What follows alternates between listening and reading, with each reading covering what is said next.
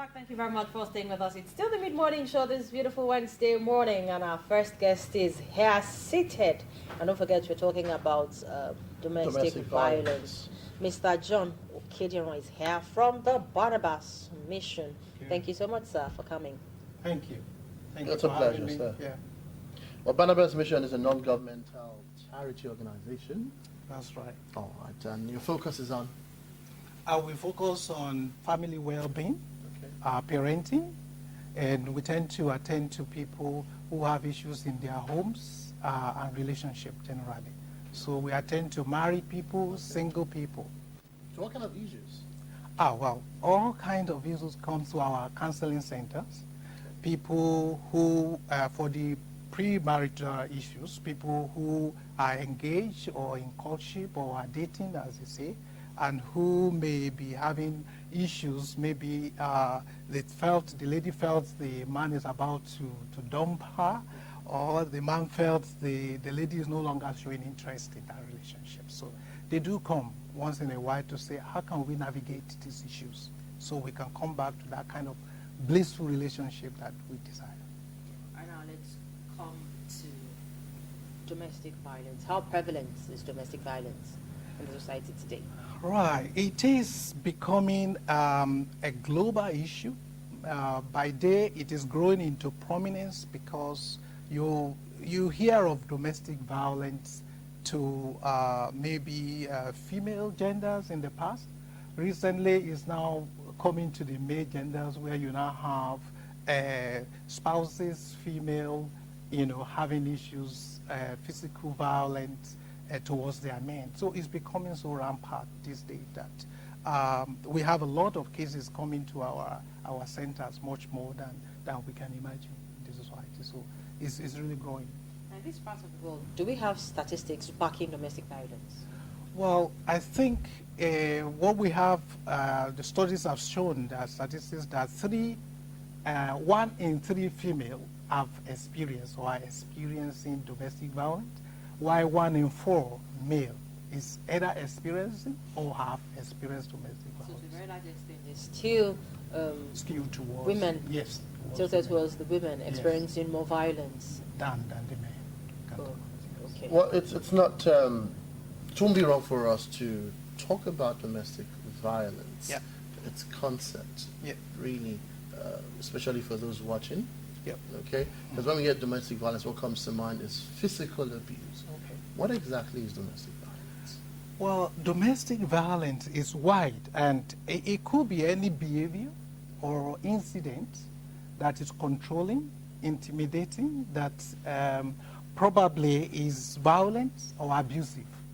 It could be physical, it could be sexual, it could be emotional, so it could be economical.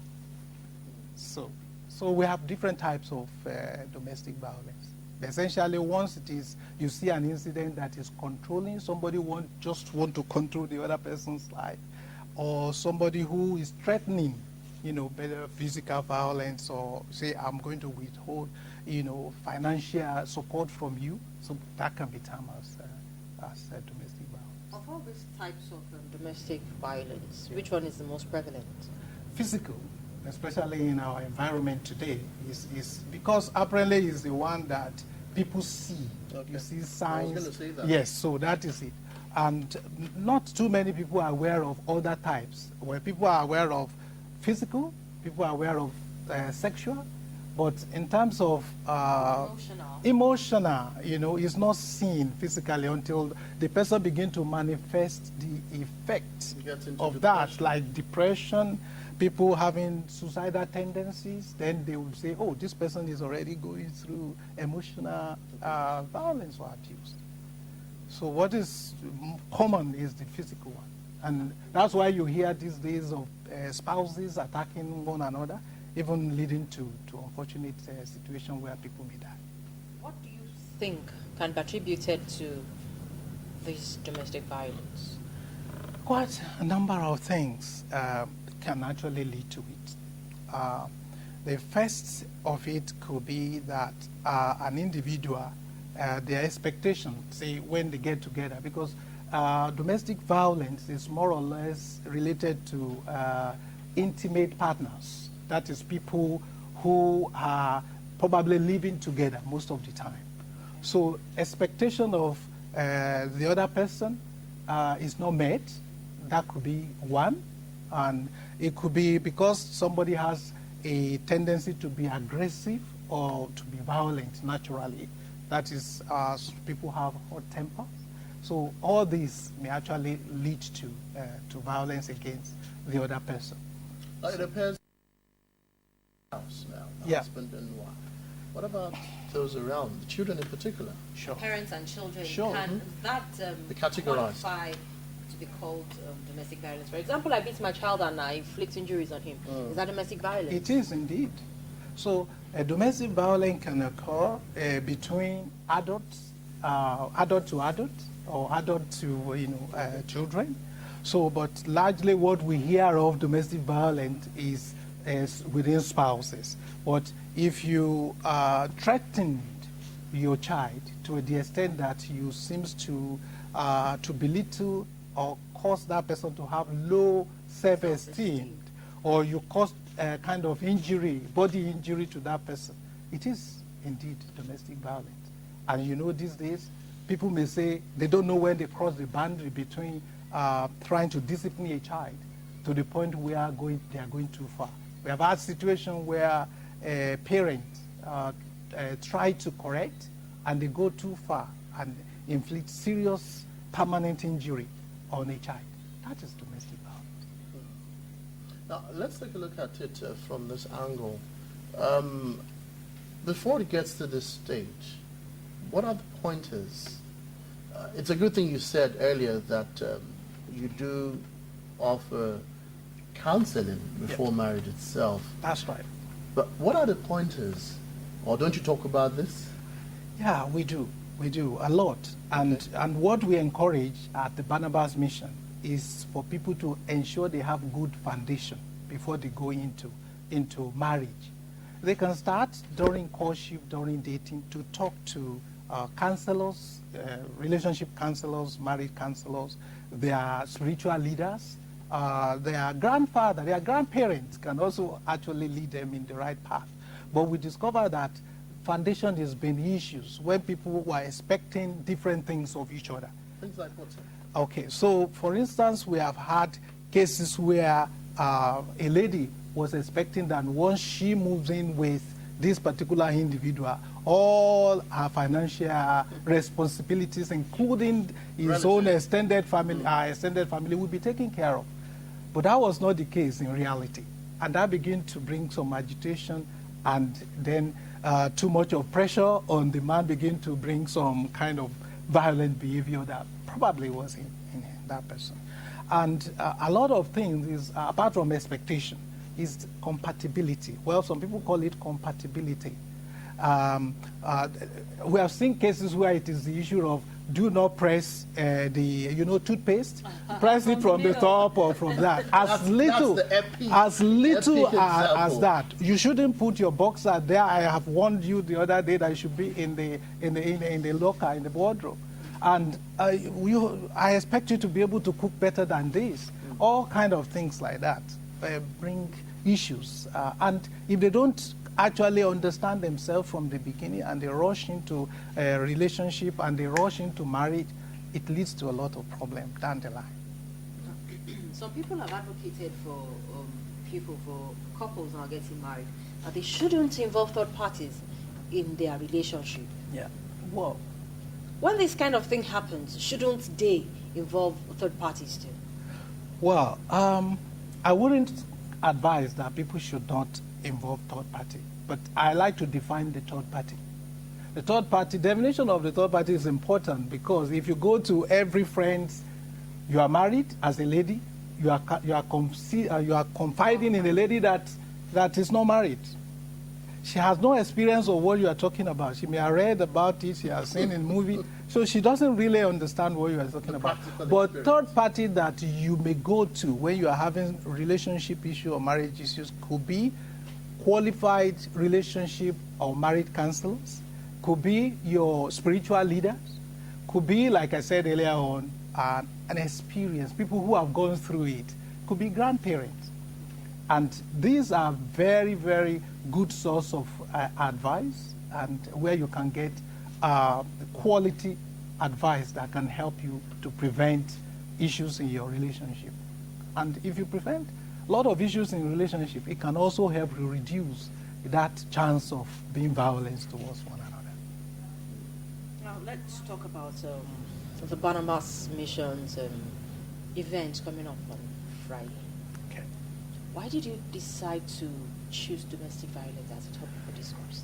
Okay, that's a very good question. Barnabas Mission has a focus, and the focus is actually to enable families' relationship to enjoy blissful kind of relationship where people can live together in a peaceful manner, all right? And one of our objectives is to support and advise victims of domestic violence. And we felt that it's at this time, this Easter period, that we should talk about peace everywhere, including homes. And that's why we are focusing on this.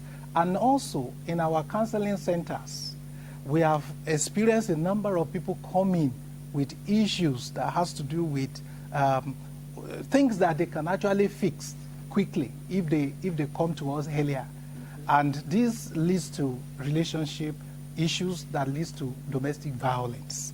And we have had cases of people who have been threatened, some people who have been so abused, name calling, that make the person to feel so suicidal.